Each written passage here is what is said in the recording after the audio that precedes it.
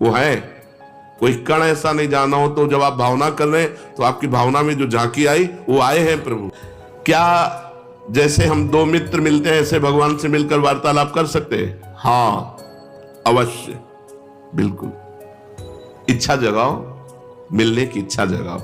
भगवान के साक्षात्कार के पहले उसे स्वप्न में भगवान मिलेंगे, स्वप्न में भगवान का आना होगा। फिर वो बैठे बैठे दिव्य प्रकाश उसके झलकने लगेगा, वो प्रकाश में भगवान की झांकी करेगा, जिसको साक्षात्कार होना। साक्षात स्वप्न में भगवान के दर्शन होना, ऐसे नहीं कि कोई फोटो के दर्शन होना। स्वप्न में ऐसा कि हम देख रहे हैं, बातचीत कर रहे हैं भगवान से। जागृत में बैठे बैठे दिव्य प्रकाश, उसी में भगवान दिखाई दे रहे हैं, वो भगवान से बातचीत कर रहा है। ये पहले स्थिति होगी, फिर साक्षात भगवान प्रकट होकर उसे दर्शन देंगे। भगवान का भजन संत समागम के द्वारा प्रारंभ होता है और भजन के द्वारा हमारा भाग्य नया निर्माण होता है भगवत प्राप्ति का। वो पूर्व जन्म से नहीं होता कि अगला जन्म तुम्हें भगवत प्राप्ति हो जाएगी, वो भजन से होता है। भगवान की लीलाओं में प्रवेश कब होता है? ये तो भगवत दर्शन की बात रही। भगवान की लीलाओं में कब प्रवेश होता है? इसलिए जैसी मन में वो लीला चिंतन करता है, जैसे ही भावना उसकी पुष्ट होती है, भगवान उसे अपने लीला का द्वार खोलते हैं कि अब तुम्हें कल्पना करने की जरूरत नहीं, भावना करने की जरूरत। आओ देखो, ये लीला दर्शन करो। वो लीला में प्रवेश कर जाता है और प्रत्यक्ष की तरह सब लीला प्रसंगों में वो स्वयं सम्मिलित रहता है। मेरा दृढ़ विश्वास है कलयुग में थोड़े ही भजन से भगवान का साक्षात्कार हो जाता है, क्योंकि अल्पायु है हम लोगों की। भगवान के दर्शन कैसे होते हैं? कैसे कैसे कैसे भगवान के दर्शन होते हैं? जप से, तप से, बड़ी बड़ी साधनाओं से भगवान के दर्शन नहीं होते। कैसे होते? भगवान मेरे हैं और अब बस मुझे मिलना है, मुझे प्रियाजू से मिलना है, मुझे प्रभु से मिलना है। बस बहुत सरलता की बात है। भगवान मेरे हैं। जितना माँ से प्यार है, जितना बहन से प्यार है, जितना शरीर से प्यार है, जितना पुत्र से प्यार है, उतना भगवान से प्यार हो जाए, भगवान मिल जाएंगे। उनको तो थोड़ा भी प्यार दे दो तो मिल जाएंगे वो, पर थोड़ा भी प्यार नहीं है, कैसे भगवान मिले? कौन भगवान से मिलना चाहता है? किसको व्याकुलता हुई? कौन रात भर जगा भगवान से मिलने के लिए? कौन कई दिन भूखा रहा भगवान से मिलने के लिए? तो ये बातें हैं। सबकी ममता ताग बटोरी, मम पद मन ही बांध बर डोरी। अब प्रभु के सिवा मेरा कोई नहीं, मेरे तो गिरधर गोपाल, दूसरों न कोई। हृदय व्याकुल है प्रभु के मिलने की। इतनी तक तो पहुंचना ही नहीं पड़ता, इसके पहले ही वो हृदय और मानस में छाने लगते हैं, फिर साक्षात्कार तो अपने आप हो जाता। इतना नहीं पहुंचना पड़ता, मारो नहीं, सहज सरल आनंद, व्याकुलता आनंद भरी। और उतने में आप थोड़ा करके देखो, आपकी भावना में आते हैं कि नहीं प्रभु? अभी देखो, आप जितना भजन करते हो उतनी भावना में आते हैं कि नहीं? देखो आप, तो वैसे आपकी भावना के सामने है। और जब गाढ़ भावना हो जाएगी तो ये आपसे बात करने लगेंगे। वो है। कोई कण ऐसा नहीं जाना हो तो जब आप भावना कर रहे हैं तो आपकी भावना में जो झांकी आई वो आए हैं प्रभु। वो केवल कोरी भावना नहीं है। क्या साधना करते करते साधन के बल से भगवान मिल सकते हैं? नहीं। कि आप खूब साधना कर रहे हो, साधना का आपको बल है, उससे भगवान मिल जाएंगे? नहीं, उसका फल मिलेगा आपको, तप लोग, महालोक, जनलोक, ब्रह्मलोक और भी, लेकिन भगवान नहीं मिलेंगे। भगवान का मिलने का एक ही उपाय है कि वो कृपा कर दे, वो कृपा कर दे। कोई साधक चाहे कि अपने तपोबल से, अपने साधना के बल से भगवान को बांध के सामने खींच के लाए, ऐसा कोई तपस्वी नहीं पैदा हुआ, ऐसा कोई साधक नहीं पैदा हुआ।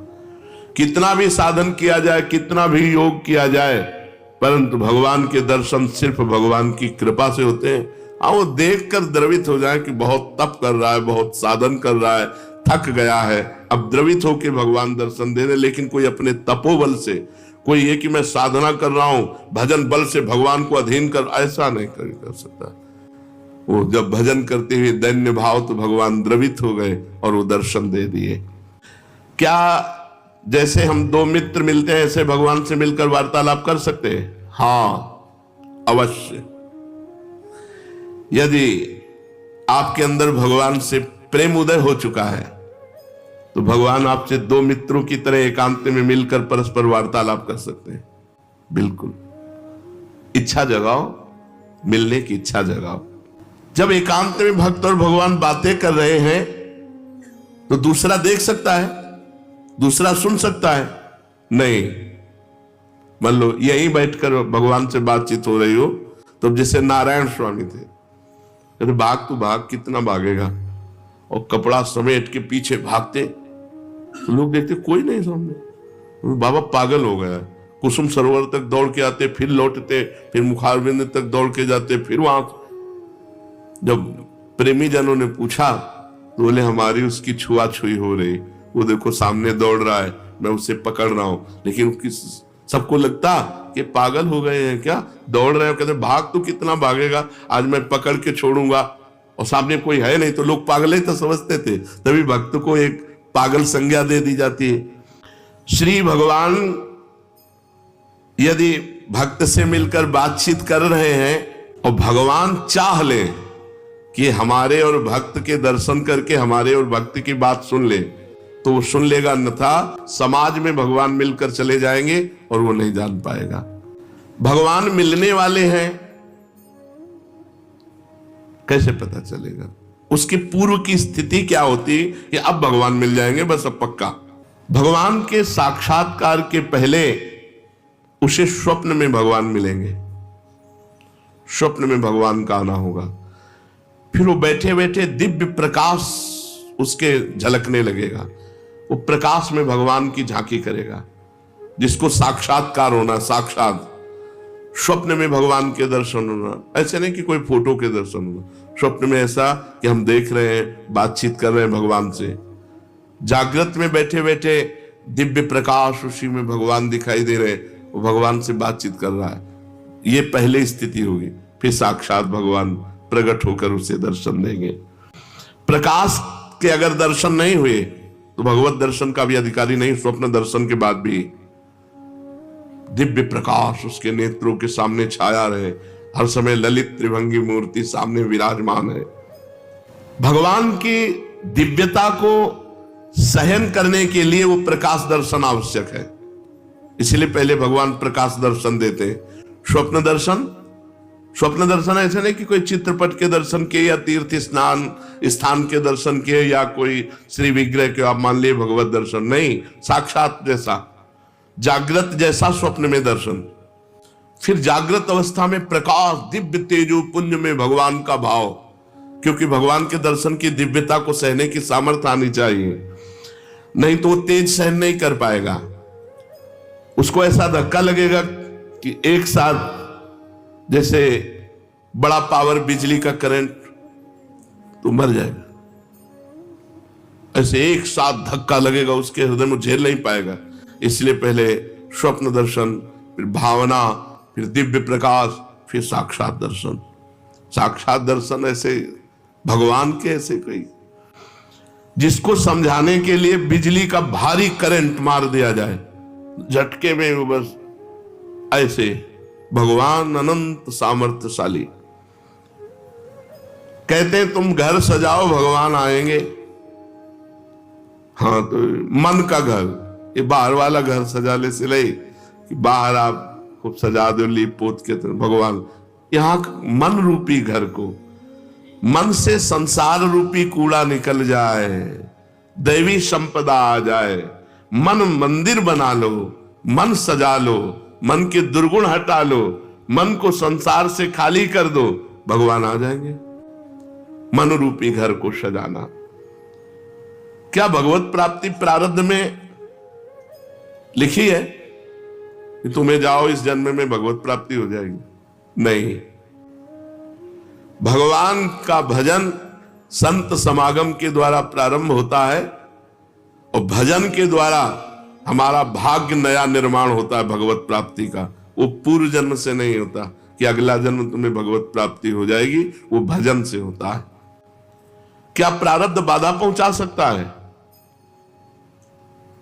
इच्छा प्रबल हो, भजन कस के हो, भगवान की अनन्यता हो, तो प्रारब्ध बाधा नहीं पहुंचा सकता, नहीं पहुंचा देगा। प्रारब्ध बहुत बुरा होता है। जिसे मान लो दोनों किडनी फेल, डायलिसिस और बड़ी समस्या, बड़ा परेशान, पर भगवान की कृपा से चल रहा है, साधन भी चल रहा है जो भगवान चला रहे हैं। जैसे अगर बताओ प्रारंभ में ही हो जाता, मान लो भजन शुरू किया, प्रारंभ हो गया, मार दिया ना प्रारब्ध ने, तो प्रारब्ध बाधा पहुंचा सकता है भगवत प्राप्ति में, यदि भगवान की अनन्यता न हो, भगवान की शरणागति न हो, भगवान का भजन न हो, जिया ना जाए। भगवान के अमिलन में, भगवान के बिछोह में एक एक निमेष युग के समान लगने लगे, ऐसा नहीं लगता, इसीलिए भगवान नहीं मिलते। अभी खाना पीना अच्छा नहीं, खान पान ते भावे है, नहीं कोमल वसन सुहावे, सब विषय लगे ते खारा है, हरि आशिक का मग न्यारा है। भगवान की लीलाओं में प्रवेश कब होता है? ये तो भगवत दर्शन की बात रही। भगवान की लीलाओं में कब प्रवेश होता है?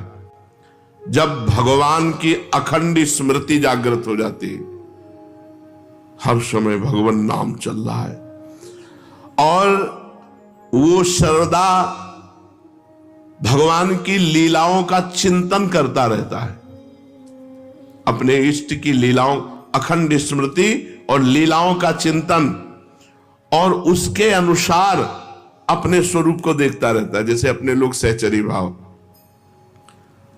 भगवान सत्य हैं, सदा हैं, सर्वत्र हैं, इसलिए जैसी मन में वो लीला चिंतन करता है, जैसे ही भावना उसकी पुष्ट होती है, भगवान उसे अपने लीला का द्वार खोलते हैं कि अब तुम्हें कल्पना करने की जरूरत नहीं, भावना करने की जरूरत, आओ देखो ये लीला दर्शन करो। वो लीला में प्रवेश कर जाता है और प्रत्यक्ष की तरह सब लीला प्रसंगों में स्वयं सम्मिलित रहता है। जैसे हम ऐसे देख रहे हैं, ऐसे प्रत्यक्ष की तरह, भावना नहीं केवल, वो तब होता है अखंड स्मृति, लीलाओं का चिंतन और स्वरूप का बोध, अपने स्वरूप का बोध, सहचरी स्वरूप, गोपी स्वरूप, सखा स्वरूप। तो भक्त जैसी भावना करता है वैसा अनुभव कराता है। शेष चर्चा आगे। श्री राधा